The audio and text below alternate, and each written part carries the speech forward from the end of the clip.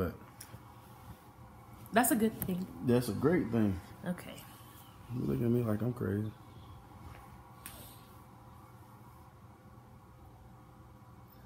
What? Hi, everybody. Welcome to the Belt and Bond. It's Michelle here. You guys are used to me, but look who it is. What up? What up? Why you pointing at me like that?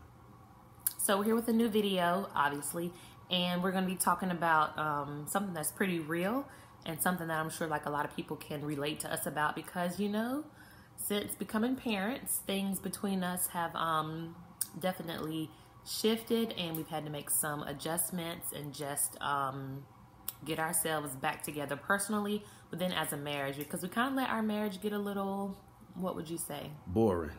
That's exactly what it became. So everybody know in December last year, God graced us with Scotland Trevor Belton, and we're excited to have him. Things were a little complicated in the beginning as it relates to frustrations and mounting, because I've never done this fatherhood thing before. Michelle has never done this motherhood thing before. We've been, I think, all right, aunts and uncles and stuff like that, or aunt and uncle. I was an aunt, mom. I have a nephew's son. You spoil them too much, but anyways, we became very it became frustrating because Michelle didn't know, what to do, and I didn't know the expectations of a father or her expectations of me as well. And so we started focusing so much attention and time on Scotland to where when we brought him home, it was waking up in the middle of the night, it's about Scotland. When we wake up next morning, is he fed? Is he this? Is he that? And it became very, to me, because that was December. We were in what we call the honeymoon phase, or whatever the case may be. Of being a parent? Right. Yeah. Where it was January, February, we were very excited and stuff like that. And then... which is not wrong, though. Like, I don't want you to think that it's wrong to be excited about your child and be all about them, because they're a person that, we knowingly decided to bring into the world, and we knew that it was going to be... We knew? Well, like, once we found out, like, we knew that our life was going to change. Like, I was like, you planned this thing out? No, I did not. But, like, that, you're bringing someone into the world that's going to alter, your daily routine for a while, because they can't do anything for themselves. So it is like around the clock care, around the clock feeding and diapers, and, just getting used to having another person. And for me, I was nursing Scotland and breastfeeding him. So he was like always here. And after doing for him and giving so much for him, I wouldn't have enough left over for myself or to give to BJ, because I was so involved and encompassed in Scotland, which, again, it's not wrong. It's just more so about balance. Right. And January came, February came. We were still in that phase, but we started feeling some shifts in several different areas. It wasn't just in marriage. Things became boring. Things became stagnant. Spiritually, we were stagnated. I think sexually we were stagnated. Well, due to circumstances, we had to be, but 6 weeks. Right. But beyond that, like, it was rough. It was rough, especially right around March, February, March, where things began to get a little crazy and hectic for us. And you could feel it. Like, you could feel it when we would sit down on the couch. We were just distant because, right. Like, really, when I was pregnant, Scotland came between us, like, because we couldn't get close. There's a big stomach. But now that he was born, he was coming between us as well. And we kind of had to, like, realize it and kind of catch ourselves on it, because I don't want to be like, how people they're called empty nesters once all of their children are grown and they go off to college. It's just you and your husband. Like, I don't want us to get so distant because we're focused on our child so much that we forget about each other. Because when Scotland is 18 and goes to college or goes off wherever he's going to go, like, it's just going to be us. Or, we may have a youngin coming after him that may still be in the house. But when those children are gone, it's just going to be he and I. I don't want to just be looking at him across the table like, who is this guy? Right. Who have a hair? Are you? Get it. So, we decided to come up with some plans and stuff like that. But before the plan started, it was, I never forget it, one Saturday, Michelle asked me like, she had asked me like 6-7 times, like, what's wrong? What's wrong? And of course, you know, the typical, I'm good, I'm straight, all right, I'm all right, nothing, and just kept on with those answers and stuff. But she was persistent, you know, and just kept asking. And I just blurted out, I was like, I'm bored. Like, this, if this is what marriage is all about, you know, I ain't thinking about cheating. Cut it. Thank you. But Can I be boring? You see this personality? But like, I'm just sitting back, and I sat there, and I was just like, you know, if this is what this is all about, this ain't it. This ain't it. You know, it was so routine. And if you know me, or if you don't know me, I'm a very kind of like spontaneous person. I can be at home all day long, but I enjoy doing different stuff.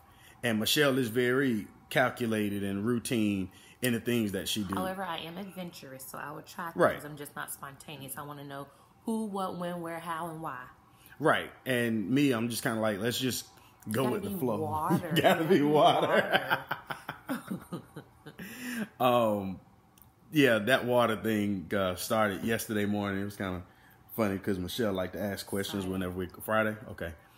She liked to ask questions. What are we going to do? What time are we going to do it? When are we going to do it? And I'm just like, let's just flow like water. And so every time she says something crazy or asks a frustrating question, I'll say. But anyways, it became the conversation. It opened up, and she started crying, and I kind of teared up a little. Say what? Nothing. Go ahead. I teared up a little bit. You know what I'm saying? Because I don't want that. Like, I don't want, like Michelle already said, for us to be just so separated and so focused on Scotland and stuff. And she likes, what you call it? When the two words start together? Alliteration. Yeah, that one. I taught language. So you like the Belton Belton Bond. Those starts with the B. Michelle's Mommy Moments starts with the M. A little plug. No. But nah, she was just like, well, we should just do, because this was around April at this point. She said, we should just do Marriage May and just focus on us. Oh, yeah. You know, and I thought it was a great idea. You know what I'm saying? Like, and it didn't separate Scotland. So it wasn't like we're going to get somebody to watch him all the time, or we're going to tell our moms rather, to come down, a family to come down. It was, no, we're going to take care of Scotland, do what we're supposed to do by him, as well as focus on ourselves. Like, because one of my biggest frustrations was, like I told you, it was the scheduling. But like every night, Michelle would come downstairs after we would put Scotland to bed. And at that time, she was breastfeeding him to sleep. Mm-hmm. And so we would put him to bed at 7:30, but she wasn't coming down until like 8:30, 9, because if he would wake back up, you know, it was all over again. And it became very frustrating for me, because as soon as she came downstairs, she would pump. I wasn't even pumping that night then, because I was nursing. Okay. So she would come downstairs, and she was tired, and rightfully so, you know. But of course, me and my selfish ways, I was just like, you go to bed every night at 10 o'clock. You know, it was just so like, we were in a rut. Like, it was bad. It was bad. And like I told her that day, it wasn't I want to be out of this. I want to see somebody else. It wasn't that. Because he packed his bag, I'm packing mine in Scotland. We're going We're together. going together. But now, it wasn't none of that. It was just simply like, something got to happen. Like, something's got to give, you know. And you have to keep talking in the midst of it. So like, even when like we both like will shut down like that, where something's wrong with me, I'll be like, stubborn. Nothing. Very I'm stubborn. okay. I'm okay, and just like hold it inside. But when you stop communicating, that's when like you open the door for like distance, and just for like a huge wedge to come in between you. So it's better that we kind of caught it, you know, or nipped it in the bud, as people say, as soon as we realized it was kind of happening. And like I said before, we were disconnected in a couple places. You know what I'm saying? It wasn't just marriage. You know, a lot of times people sit back and say, well, it's just the marriage. No, there were things that I wasn't doing as a husband to make sure, you know, that she felt confident and beautiful and stuff. There were things that I'm sure she wasn't doing and stuff, but I'm not one to try to just point the finger at one person.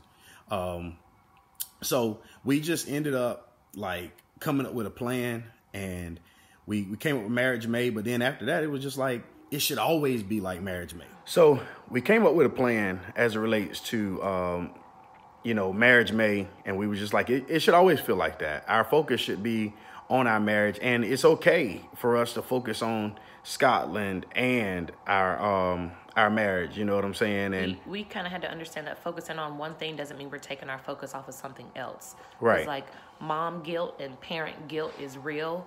So you just have to understand that, I mean, we can't be good parents to Scotland if we're distant and, arguing or just not good with one another. We're not going to project that love onto him.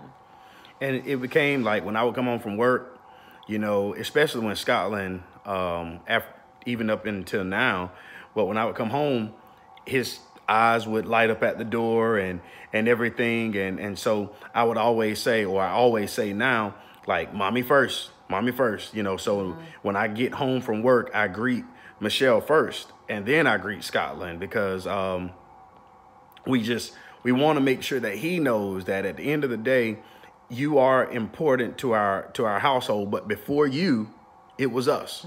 And after you leave and go off to college and stuff like that, it's going to be us. And he needs to understand that for his own development and growth, because we pray that one day he may get older and get married and stuff. And so we want to be that example. As we do want him to get older and get married. We want to be that example, right, you know what I'm saying? Person that I choose. See, ain't nothing about praying and nothing like that, but whatever. So, but like I said before, it wasn't just the marriage. It was spiritually, and we had to make some decisions there as well. And so after 7 years of being at the church that we were at, we decided to leave to make sure our family was good. You know what I'm saying? That was the key to it, to make sure that our family, that there was a focus on our family. And I feel like where we are now is good. We enjoy where our marriage is, where we are spiritually, because we had gotten to a place like I did not know. All the years that Michelle and I have been together, it's been 8 years, going on 9, dating, and 3 years married, going on 4. Good job. Sure, I'm gonna go with it. Sounds about right. Gosh. So, out of all the years that we've been together, I did not know until this time. So it wasn't just the boring of the marriage. So many things started being revealed. You know what I'm saying? To where it's just like, dang. Like, it's even uncomfortable to pray together. It was uncomfortable. You know what I'm saying? Like, everything was just. It's really bad. Like, you right. need to be able to pray. Right. You know what I'm saying? It was just kind of like, whoa. This is not good. This is not good. We got to do more. We have to. And so we set some goals right then and there. Our new year, in a sense, started in May of last year, and we started this walk together, and it's been great. We've had disagreements. We've had times where, like we already told you, we're stubborn. Mm-hmm. So, that, and dealing with me by alone is not an easy feat at all. It's not, because I know how I am. I know when I want to make Michelle mad. I know, of course. And I know she also knows how to get her way too. So I'm sitting here and just act like, but it's been great because we refocused and we realigned. And the plans that we put in place was, spending time with Scotland while we're there and focusing on our family, being present. That was one of the things that I said for this 2018. I love sports. I love sports. So yes, Bleacher Report and Team Stream. It's the same thing. No, they're two different women. They are his side chicks. Oh, God. They look at your time while you owe God. Bleacher Report is the same thing as Team Stream. They're two different. But I got basketball, football, all of the above on there. And there's so many articles that you can read. And then I get on Facebook. And so I said that I was going to be more present with our family at dinner. Is completely no phone zone. I see the judging in your eyes. No judging. But truth. even with my eyes. You know, I fall prey to the phone a little bit or a lot. And so at dinner, we say, you know what, no phones, or unless we're playing music and stuff like that. We talk about our days. We talk about where we are with God, and we're just good. And if there's somebody that you might be about to have a child, or you may have a child, and you may have already experienced this and stuff like that, and this just may be an affirmation or confirmation for some. Like, if you get to a boring place, number one, you know what I'm saying, stick with God, you know what I'm saying, and go with your gut, you know what I'm saying. Like, know that feeling and say, you know what, I need to address it, because if not, it's not going to get fixed. And you know how they say marriage is work? It's work. Really it's work. And there is no, I was thinking about this morning, there is no clock out button in marriage. I'm going to take an off day. Right. There's no clock out. There's no clock out. But there's a clock in. No hall passes. Right. Yeah, and in our marriage, I can't speak for nobody else. But there is a clock in button. Like, when I hit that door, it's time to clock in. You know what I'm saying? When I'm at work and I get a text message about Scotland, or about Michelle, or about her day, or whatever the case may be, that's a clock in button. You know what I'm saying? That's clock in time. And we have decided to just clock in and make sure that we stay tuned in and zoned in on God. And so we just want to encourage somebody out there.